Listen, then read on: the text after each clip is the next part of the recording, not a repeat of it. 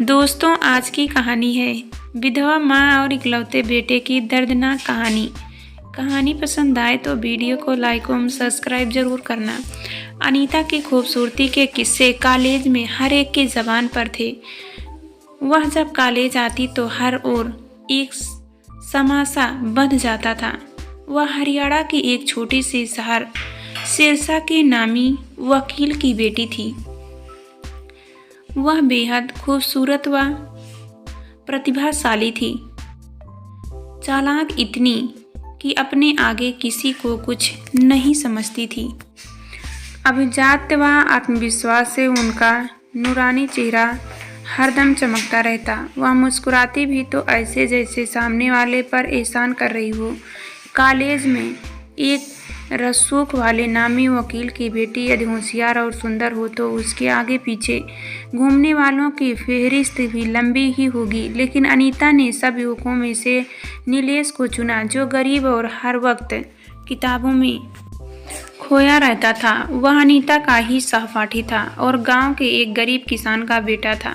उसके पिता का असमय निधन हो गया था, इसलिए बड़ी मुश्किल से विधवा माँ नीलेश को पढ़ा रही थी। वह नीलेश हर समय अपनी पढ़ाई में व्यस्त रहता था। अनीता को तो नीलेश ही पसंद आया क्योंकि वह लंबा, हैंडसम और मेहनती नौजवान था।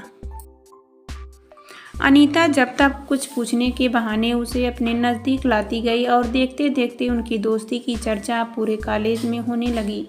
नीलेश खोया खोया रहने लगा। धीरे धीरे इस मेधावी छात्र की पढ़ाई जहाँ ठप सी हो गई, वहीं अनीता जो पढ़ाई में औसत दर्जे की थी, अब वह उसके बनाए नोट्स पढ़कर फास्ट आने लगी। इस सब में नीलेश की मेहनत होती। वह रात भर उसके लिए नोट्स बनाता, उसकी प्रैक्टिकल की फाइल्स तैयार करता, लैब में एक्सपेरिमेंट्स वह करता, लेकिन उसकी मेहनत का सारा फल अनीता को मिलता। नीलेश तो बस अपनी प्रेमिका के प्रेम में ही डूबा रहता। वह उसके अलावा कुछ सोच भी नहीं पाता। यहाँ तक कि छुट्टी में वह अपनी माँ से मिलने गाँव भी नहीं जाता। यह सब देख माँ भी बीमार रहने लगी। नीलेश प्यार के छलावे में इस कदर खो गया कि उसे याद ही नहीं रहता कि गांव के उसकी माँ भी है, जो आठों पहर उसकी राह देखती रहती है। माँ ने अपने जेवर बेचकर उसके कॉलेज की फीस भरी। माँ बड़े किसानों की यहाँ धान साफ करके उसकी पढ़ाई का खर्च पूरा कर रही थी। उनके प्रति चाहकर भी नीलेश नहीं सोच पाता, क्योंकि अनीता के साथ उसके प्रश्नोत्तर बनाना, फिर उसके घर जाना, वह कहीं जा रही हो तो उसे साथ ले जाना, उसके संग पिक्चर का पार्टी अटेंड करना, ये सब काम वह करता। वह इन सब में इतना थक जाता कि उसे अपना भी होश न रहता। कॉलेज की गैदरिंग में उसकी अनीता को देखकर ही यह गीत गाया था। एक शेर सुनाता हूँ मैं, जो तुझको मुखातिब है। इस गीत को गाने में वह इतना तन्मय हो गया था कि बड़ी देर तक तालियां बजती रही थी, पर वह सामने कुर्सी पर बैठी अनीता को ही ताकता रहा और उसके कान में तालियों की आवाज़ भी जैसे नहीं पड़ रही थी। अनीता का सिर गर्व से ऊंचा हो गया था। सारे कॉलेज में वह जूलियट के नाम से जानी जाने लगी थी। हालांकि उसने इस प्यार में अपना कुछ नहीं खोया। नीलेश ने उसे कभी उंगली से भी नहीं छुआ था। इधर एग्ज़ाम होते होते अनीता का मुंबई में रिश्ता तय हो गया। अनीता को क्या फ़र्क पड़ना था, वह तो मस्त थी, कभी प्रेम में पड़ी ही नहीं थी। वह तो मात्र मनोरंजन और मतलब के लिए नीलेश को इस्तेमाल कर रही थी।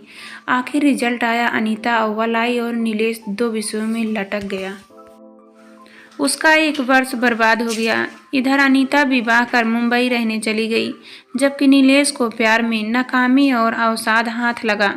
उसका साल बर्बाद हो गया। इसका तो उसे गम नहीं हुआ, लेकिन जिसे वह दिल ही दिल में चाहने लगा था, उस अनीता के एकाएक चले जाने से वह इतना निराश हो गया कि उसे नींद की गोलियां खाकर आत्महत्या का प्रयास किया।